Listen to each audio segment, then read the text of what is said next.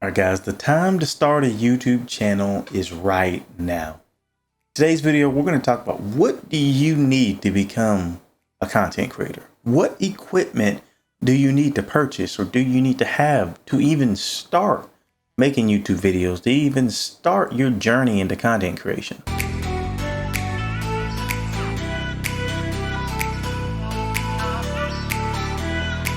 Now, I know as soon as I said that, some of you guys were thinking, okay, now if I got the iPhone 5 or I got the dang Note 4. I mean, the only thing you need is your cell phone to get started. Say you don't have a camera. Say you don't have any money to invest in YouTube. YouTube is a journey. You don't have to invest anything when you get started. All you need is your phone. But say you can invest a little more. Say you got a little money saved up and Christmas was really good to you last year. I suggest going out, go ahead and buy a Sony a5100. Go ahead and get you a blue microphone. I mean, it's going to increase the quality of your content a lot. However, I mean, quality isn't that much. What matters is what kind of content you're releasing and how people like the content you're releasing.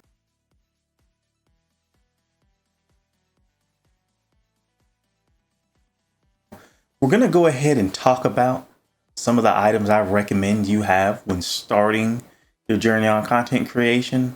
And the items I'm recommending are going to be easily upgradable. They're not just going to be items you're going to use once and the next item you're going to have to buy something completely different. I'm not going to recommend stuff like that. I want you to spend the least amount of money you have to start your journey into content creation. So the first item we're going to talk about, of course, is going to be a camera. Now, if you have the money to put in, then I'd recommend buying a camera. If not, then use your smartphone. Trust me, guys, we spend hundreds and hundreds up to thousands of dollars on these smartphones that we're using. The camera on these things is way better than anyone gives them credit for. There's a reason why iPhone comes out with a new iPhone every year, sometimes even twice a year. There's a reason why Samsung does the same thing, guys, because people are buying them. If you have a phone and you don't have anything to invest in your YouTube channel, then you could still get started. Just use your smartphone. However, if you have some extra money that you can spend, if you're willing to spend a little bit of money on a camera, you know YouTube's going to be an investment and you don't want to start with just your cell phone. You want to start with something reputable, something like an actual quality camera. I recommend going ahead and getting the Sony a5100. This camera can do everything you need to do when getting started in your YouTube career. You do everything you need to do. And after you get this camera, and you record with it for a little while, and you decide you need to upgrade, I recommend go ahead and upgrading the lens. Guys, lenses are the best part of a camera. Okay, you can buy a $6,000 camera and use the stock lens, and I can make the Sony a5100 look just about the same with a better lens. There's something nobody tells you when you get started. I'm going to go ahead and tell you this when you're buying a camera. Just buying a camera or buying all this fancy stuff, there's a pretty steep learning curve, and there's other accessories you have to buy. So don't think it's just going to be, I'm going to start out with all the best stuff. I'm going to get my Go XLR. I'm going to get my key lights. I'm going to get my blue microphone. I'm going to get my stream deck. I'm going to have everything set up when I start. There's a huge downside to that. And that is the stuff costs money. And that's you have to learn how to use each individual thing. And then you have to learn how to put it all together and make it all look good. I'm just going to go ahead and go with an example of the camera. Say you decide to buy the Sony a5100. It's going to run you about $400 right now, as in going into 2020. It's going to be about $400. Okay, that's not all you're going to spend. Okay, because first you're going to need something to put the camera on. It's going to be a tripod. It's going to run you about $50. Then, if you actually want to record for like streaming or longer videos, you're going to have to get extra batteries. And then after that, If you want to connect it directly to your computer, and if you want to use say you plan on streaming in the future or going to like Twitch, going to just chatting, something like that, then you're going to need to buy a capture card. All this stuff slowly adds up. It adds up. Actually, I wouldn't say slowly. It adds up really quickly. Just make sure you're ready. If you're going to upgrade to a camera, if you're going to upgrade to a new microphone, just make sure you're ready to invest quite a bit more than you're ready to spend at the time, or than just a camera. Guys, I know I got off on a little tangent on that last one, but I mean, just trust me, all that stuff is valuable. All that stuff you need to know when you're starting out. Stuff that a lot of people don't factor in when they get started on their content creation. So we're going to move over to the second item you need when you start content creation. A good place to record your video with decent lighting. Now, lighting can make or break everything you're doing. I mean, if we can't see you, then the video's not going to be good. Or if, say, you found a good place has good lighting, but the background looks bad, then there's no point in picking that place. This is going to be the longest part of beginning content creation, is figuring out where you're going to record and figuring out what needs to be in the background and what doesn't need to be in the background. Because just remember, if you're starting off with a camera, it's not going to have this bokeh effect.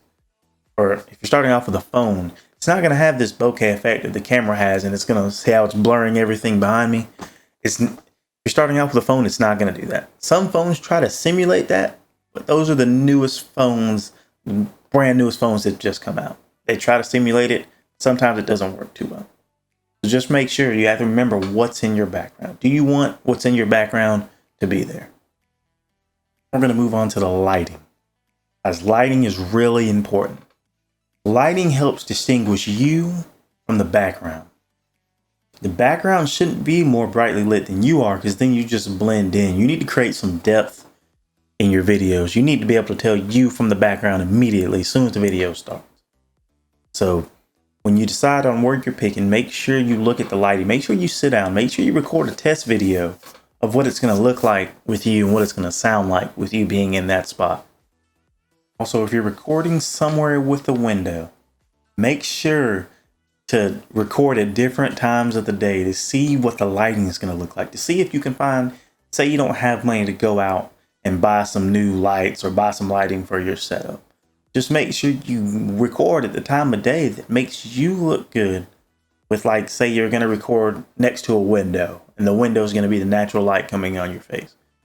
Just make sure you look at the time of day that's going to be good for you to record videos, and write that down somewhere or note that somewhere so you know when you're going to record your video. Another thing you want to check when you're picking your recording area is traffic. What we're looking at for this is how many people walk by that area a day.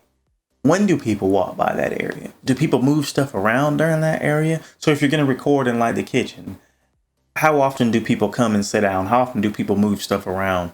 I mean, make sure it's a pretty low traffic area, and make sure not a lot of stuff gets moved when you set up the background that you want to have behind you. Because it is going to be a hassle if you're trying to record more than one video a week, or even one video a week. It's still a hassle putting everything back into place, starting your recording, and say you mess up on a part. Say you have to re-record a part, and it needs to be done a day later, and you go back and the place has been changed, and you need to re-record that part. Well, it's going to be hard to get it exactly like it was in the video.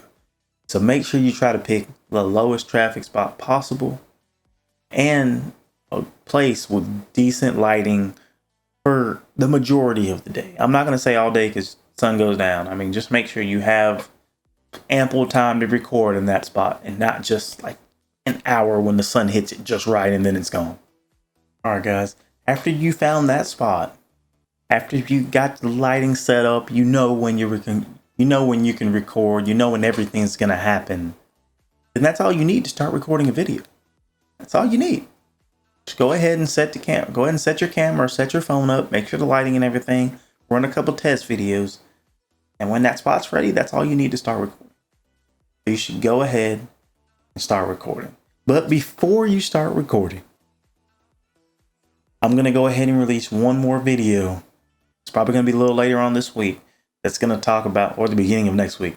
It's going to talk about the settings you need if you're going to use a camera or if you're going to use your phone. I'm going to talk about some settings you should use when you start recording to save you the hassle of trying to fidget with it, trying to find the best setting, trying to find what the ISO needs to be, trying to find a bunch of settings. I'm just going to, in the next video, I'm going to lay those settings out there for you so you can get started. All right, guys, if you like what you saw here today, you agree with what I'm saying, or even if you don't agree with what I'm saying, leave a comment down there to let me know where you're at in your journey of content creation. Also, make sure to like, comment, and subscribe. And I'm going to go ahead and start this series and keep it going. And we're going to see where it goes.